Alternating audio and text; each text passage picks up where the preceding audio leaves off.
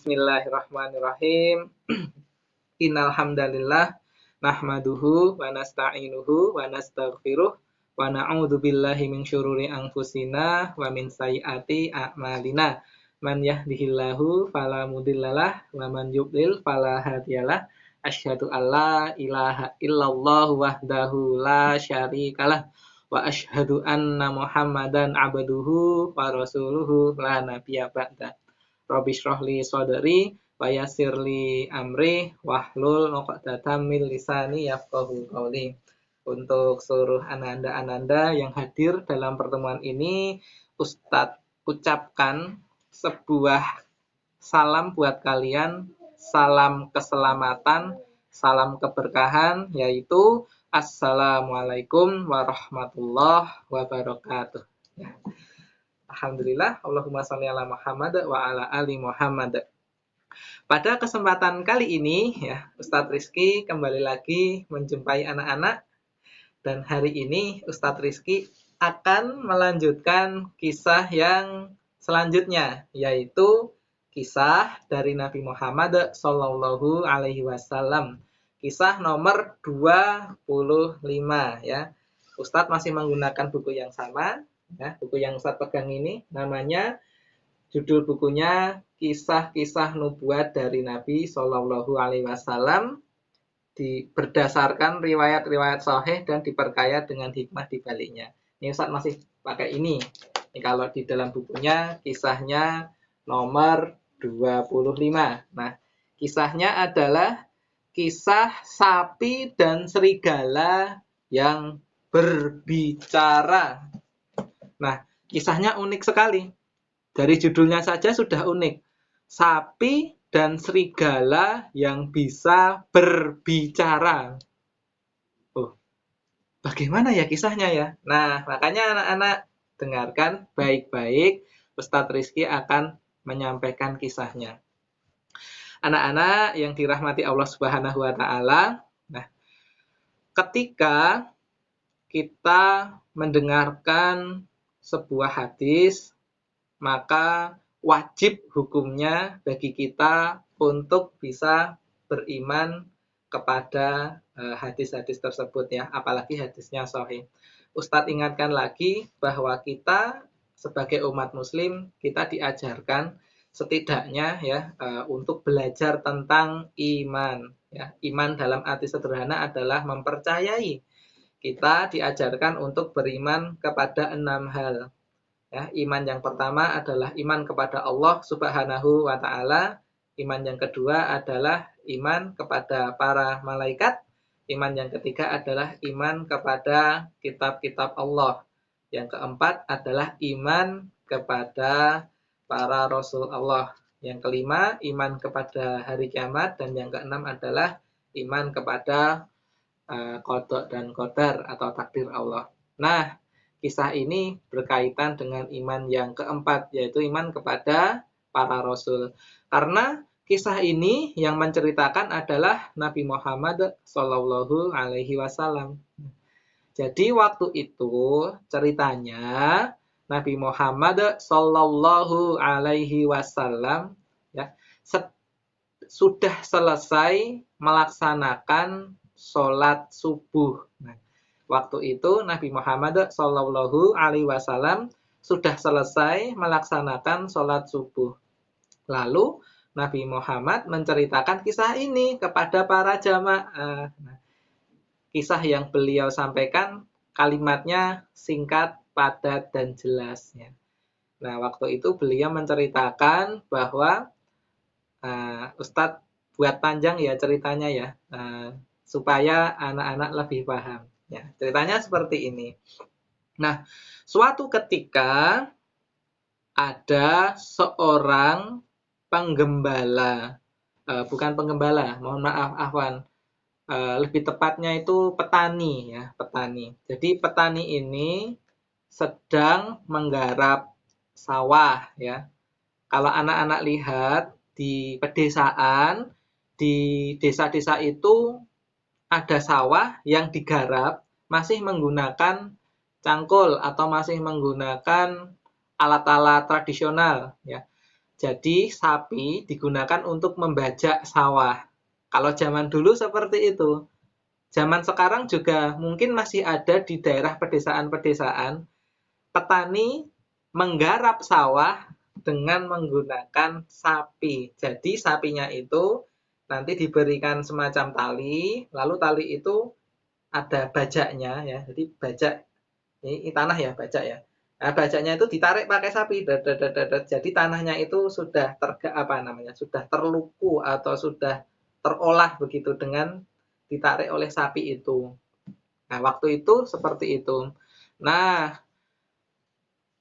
petani ini melihat sapi miliknya jalannya lambat. Ya. Kalau traktor kan cepat. Nah, kalau sapi jalannya lambat. Kaki maju, maju lagi ya. Kaki kanan maju, kaki kiri maju, lambat banget.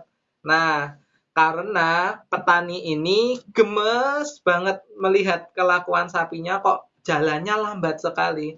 Maka petani ini enggak langsung naik ke punggungnya sapi. Jadi kalau ini sapi, ya ini jalan sapinya, jalan. Nah, petaninya itu langsung naik ke punggungnya sapi. Jeluk. Nah, gitu.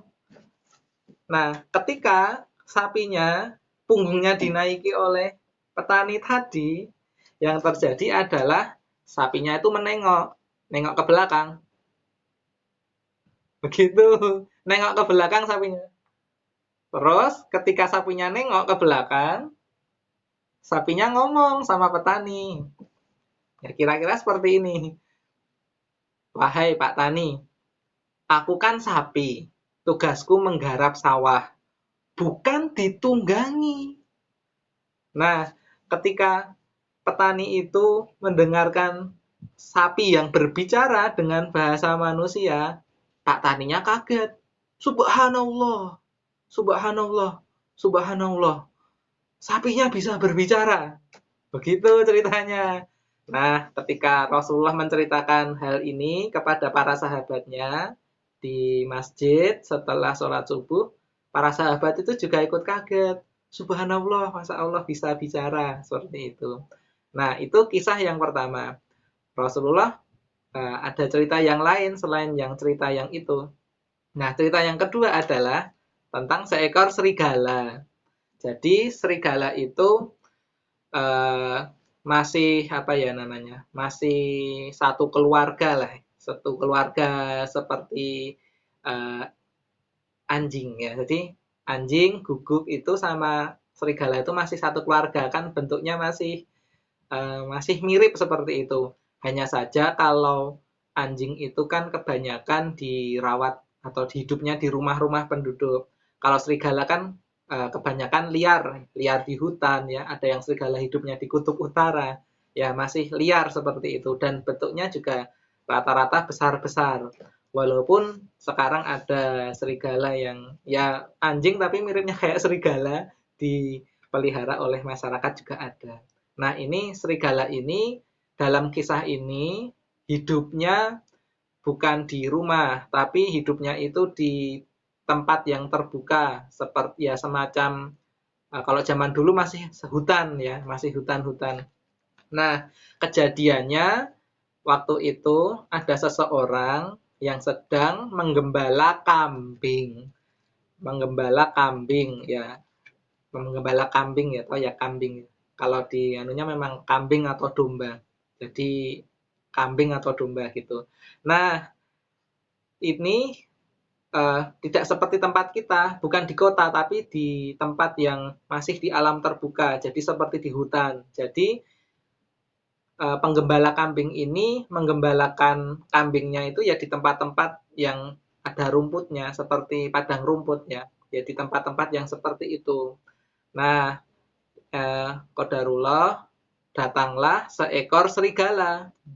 Serigalanya datang mendekati kambing itu. Lalu serigalanya mengambil salah satu kambing yang digembala oleh seorang penggembala. Nah, penggembalanya itu dia itu berani dan dia punya badan kuat. Sehingga ketika serigalanya itu mengambil domba tadi, lalu serigalanya lari, penggembalanya itu ikut lari dan mengejar serigala itu. Nah, ini Ustadz perlu jelaskan soalnya kalau memang benar-benar serigala ya zaman hari ini, orang mungkin akan takut, wah ada serigala, kita yang lari. Tapi di kisah ini justru penggembalanya itu kuat dan berani, makanya dikejar itu serigalanya itu. Ya mungkin pakai tongkat atau apa, jadi serigalanya lari, penggembalanya juga ikut lari. Nah, ketika lari itu kan dikejar nih, jadi larinya tuh kenceng banget nih ya, larinya tuh kenceng banget, kejar. Nah, akhirnya serigalanya tadi itu terkejar dan tertangkap. Ya karena kan serigalanya sambil gigit domba. Jadi kalau lari kan nggak bisa kenceng. Sedangkan manusianya larinya nggak bawa apa-apa. Paling cuma bawa tongkat. Nah, akhirnya serigalanya tadi tertangkap sama penggembala. Nah, ada kalimat yang unik yang dikatakan oleh serigalanya itu. Nah, kata serigalanya itu begini. Nah, seperti ini ya, dengarkan. Penggembala, engkau menyelamatkan dombamu dari aku. Lalu, siapa yang menjaga domba-dombamu itu saat diserang hewan buas ketika tidak ada yang menjaganya selain aku? Kalimatnya seperti itu. Bingung ya? Ustaz ulangi ya. Hei petani, hai penggembala, engkau menyelamatkannya dariku. Lantas, siapa yang menjaganya pada saat diserang hewan-hewan buas ketika tidak ada yang menjaganya selain aku? Kalimatnya seperti itu. Sekarang Ustaz jelaskan maksudnya. Dijelaskan oleh penulisnya ya di buku ini. Maksudnya itu seperti ini. Jadi, ini adalah berita besar untuk kita hari ini. Karena sebenarnya dari kisah tadi, para ulama menjelaskan bahwa hari kiamat ya, ketika hari kiamat itu, tahu ya hari kiamat ya, hari ketika terjadi peristiwa kehancuran alam semesta ini dan besok kita akan bertemu sama Allah. Di hari kiamat itu hari ketika seluruh makhluk hidup ya, bumi, langit hancur dan kita akan kembali pada Allah. Nah, hari kiamat tidak akan terjadi ya ketika jadi gimana ya? Mudahnya seperti ini anak-anak. Hari kiamat itu tidak akan terjadi sampai ada seorang penggembala yang membiarkan aja gembalaannya dan dimakan binatang buas. Satu ulangi, hari kiamat tidak akan terjadi sampai ada seorang penggembala yang mengembalakan hewan-hewannya tapi tidak dijaga. Sampai-sampai binatang buas itu menerkam. Jadi maksud dari serigala tadi adalah kelak kelak sebelum menjelang hari kiamat itu akan terjadi bahwa ya ada orang yang membiarkan gembalaannya itu keliaran aja. Jadi sudah menggembala kambing tapi dibiarkan aja lalu ada serigala menerkam. Nah, kalau sudah ada peristiwa seperti itu tanda bahwa ya kiamat itu sudah dekat. Nah, ketika kisah ini terjadi, sebenarnya kiamat itu juga sudah dekat. Bahkan Rasulullah Shallallahu Alaihi Wasallam bersabda, ya kiamat itu tinggal sebentar lagi. Kita tidak tahu kapan akan terjadi, tapi sebentar lagi. Sebentar lagi itu bukan berarti besok ya, tapi wallahu alam apakah itu besok berapa ratus tahun lagi kita tidak tahu, tapi sudah dekat begitu. Jadi kalau kita tanya kiamat sudah dekat atau belum, ya sudah dekat, makanya kita sekarang siap-siap. Tapi bukan berarti terus besok kiamat, bukan, nggak ada yang tahu kiamat akan datang. Jadi kisah ini secara tidak langsung menggambarkan kepada kita bahwa si serigala ini menangkap binatang domba tadi dan penggembalanya itu kaget, subhanallah, ada serigala bisa berbicara. Nah, ketika Rasulullah Shallallahu Alaihi Wasallam menceritakan kisah ini kepada sahabat-sahabatnya, sahabat-sahabat yang lain juga mengatakan hal yang sama. Subhanallah, ada serigala bisa berbicara. Nah, Lebih lanjut lagi, Nabi Muhammad Shallallahu Alaihi Wasallam berkata kepada para jamaahnya, walaupun Abu Bakar radhiyallahu an dan Umar bin Khattab radhiyallahu an tidak hadir di sholat subuh itu, mereka akan tetap percaya dengan kisah ini. Nah, mungkin ada yang bertanya, kenapa kok Abu Bakar dan Umar bin Khattab tidak hadir sholat subuh waktu itu? Nah, seperti itu ya kira-kira. Nah, anak-anak yang dirahmati Allah Subhanahu wa taala, tadi belum saya jawab ya pertanyaannya. Ya, nanti bisa dijawab kalau ada yang mau jawab. Nah, itulah kisah tentang serigala dan sapi yang bisa berbicara. Dan ini benar-benar terjadi anak-anak. Rasulullah yang cerita ya. Rasulullah orang yang jujur dan tidak mungkin bohong. Rasulullah selalu dijaga oleh Allah. Dan anak-anak tidak perlu ragu karena kisah hewan atau hewan bisa bicara itu ya memang terjadi. Bahkan di zamannya Nabi Sulaiman alaihi salam, dulu Nabi Sulaiman juga bisa berbicara kepada semut, ya. Nabi Sulaiman juga bisa berbicara kepada para hewan, ya. Jadi itu adalah bagian dari mukjizat yang Allah berikan kepada kita. Nah, anak-anak yang dirahmati Allah Subhanahu wa taala, itulah kisah yang bisa Ustadz Rizky sampaikan. Ustadz akan membuka sesi tanya jawab bagi anak-anak yang mau bertanya terkait dengan kisah tadi. Silahkan anak-anak yang mau bertanya, Ustadz persilahkan. Anak-anak bisa menghidupkan mikrofon yang ada di alat yang ada di HP masing-masing ya. Ya, silahkan yang mau bertanya atau mau menjawab juga boleh. Monggo, tadi Ustadz kasih pertanyaan ya. Kenapa Abu Bakar, sahabat Abu Bakar radhiyallahu anhu dan Umar bin Khattab radhiyallahu anhu tidak sholat subuh waktu itu?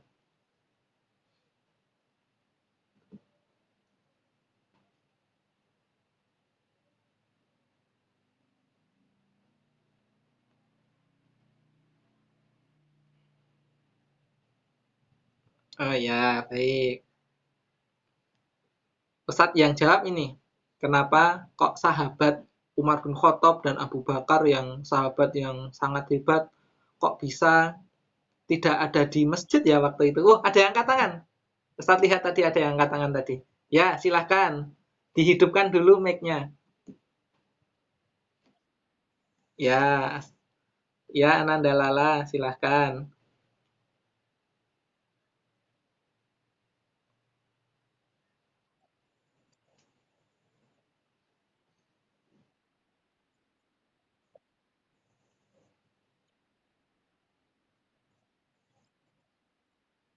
Mm-mm. Oh, maksudnya Abu Bakar dan Umar ada di majelis Al-Arqam. Itu maksudnya.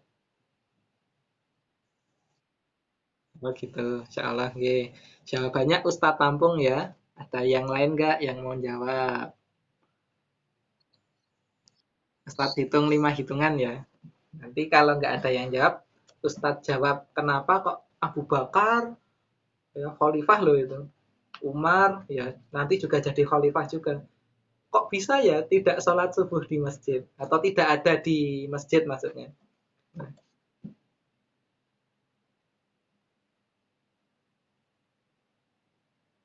oke, jawabannya itu seperti ini. Karena Abu Bakar dan Umar itu ya pada waktu itu mungkin sedang mendapatkan tugas dari Nabi untuk berperang di luar Madinah. Ya. Karena dari kisah-kisah yang kita ketahui dan dari penjelasan Syekh Dr. Umar Sulaiman Al-Ashqar, Abu Bakar dan Umar itu selalu sholat di masjid. Ya, selalu. Jadi kalau pada waktu itu sahabat Abu Bakar dan sahabat Umar tidak ada di masjid, ya mungkin waktu itu beliau sedang mendapatkan tugas berperang di luar. Karena pada waktu itu kan masih ada peperangan, ada delegasi-delegasi. Kalau di Sirah seperti itu, ya. Nah, jadi jawabannya bukan karena yang lain. Maksudnya bukan karena kayak kita ya mungkin ketiduran atau apa, enggak seperti itu. Tapi karena sedang ada tugas di luar. Seperti itu jawabannya ya. Mungkin maksudnya seperti itu. Baik, pertanyaan yang kedua, ada yang mau ditanyakan? Atau ada pertanyaan yang lain?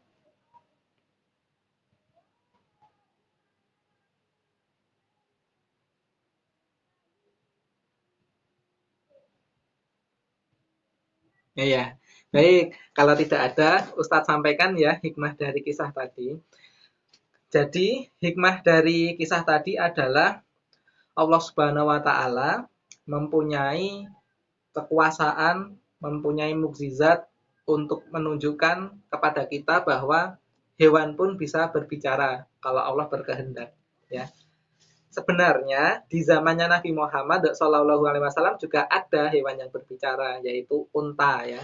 Di sini juga dijelaskan di buku ini bahwa Rasulullah juga pernah berbicara dengan seekor hewan unta, di mana waktu itu untanya itu sedang kehausan. Ya, itu seperti itu.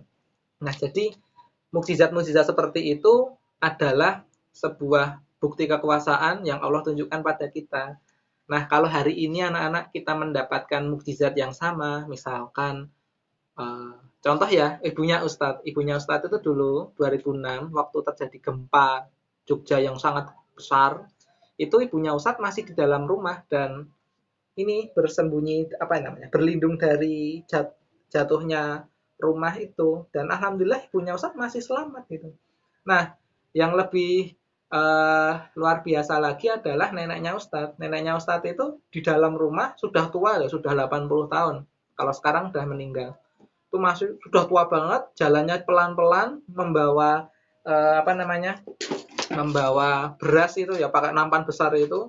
Berasnya itu sampai ini karena gempa kan ini kan gerak-gerak kan nah sampai berasnya itu tumpah-tumpah itu juga selamat padahal rumahnya Ustadz itu tiangnya pada roboh itu ada yang seperti itu. Nah Ustadz sendiri waktu itu masih sekolah umur 13 tahun. Ustadz bawa piring waktu itu sedang makan ada gempa. Wah Ustadz keluar ya. Keluar tuh melihat runtuhan itu jatuh. Ya alhamdulillah Ustadz itu ada yang manggil waktu itu. Ayah Ustadz manggil dari jauh. Rizky ke sini gitu. Wah, Ustadz lari. Alhamdulillah juga Ustadz tidak tertimpa. Itu adalah kisah-kisah yang luar biasa di mana Ustadz sendiri pernah mengalami kejadian yang wah itu bisa meninggal tuh ya kalau dengan seperti itu. Tapi ternyata Allah Subhanahu wa taala juga memberikan keselamatan ya. Allah berkuasa untuk menolong hambanya. Allah juga berkuasa, Allah Maha Kuasa untuk membuat hewan-hewan bisa bicara. Itu seperti itu. Nah, yang kedua adalah hikmahnya adalah tidak boleh menggunakan hewan yang tidak sesuai dengan kebutuhannya. Sapi kan untuk membajak, jadi nggak boleh kalau sapi digunakan untuk ditunggangi. Yang kedua ya contohnya adalah gajah. Gajah itu aslinya setahu Ustadz nih, setahu Ustadz gajah itu bukan untuk ditunggangi. Setahu Ustadz ya, nanti coba Ustadz perdalami lagi. Setahu Ustadz juga itu setiap hewan itu ada fungsinya. Kalau fungsinya untuk bajak, sapi untuk bajak ya untuk bajak, jangan untuk ditunggangi. Seperti komentar sapi tadi, kan aku untuk bajak, kenapa aku ditunggangi? Itu hewan yang digunakan tidak sesuai dengan kebutuhan. Makanya Ustadz kasihan kalau melihat gajah kok banyak yang nunggangi. Padahal kan tulang gajah itu kan bagian punggung kan setahu Ustadz ya kan tidak kuat gitu. Nah, mungkin banyak hewan-hewan yang lain yang digunakan tidak sesuai dengan keperluan ya. Misalkan apa kucing diajak dipakai di tali terus diajak lari-lari misalkan orangnya naik motor kan kasihan kucingnya lari-lari. Misalkan itu kan menyiksa atau yang lain-lain misalkan ayam ditaleni lehernya lalu diajak lari yang lari naik sepeda misalkan itu kan kasihan banget kalau ada kayak gitu ya. Jadi gunakanlah hewan sesuai dengan keperluan. Itu ya. Di tempat Ustadz ini sudah ada panggilan peringatan sebentar lagi azan. Jadi Ustadz akhiri ya kisahnya sampai di sini. Kita tutup ya anak-anak dengan membaca hamdalah, istighfar dan kafaratul majelis. Alhamdulillahirabbil alamin. Astaghfirullah wa atubu ilaih. Astaghfirullah wa atubu ilaih. Astaghfirullah wa atubu ilaih. Subhanakallahumma wa bihamdika asyhadu alla ilaha illa anta astaghfiruka wa atubu ilaik ya. Ustadz akhiri ya. Sampai jumpa lagi di kisah selanjutnya. Assalamualaikum warahmatullahi wabarakatuh.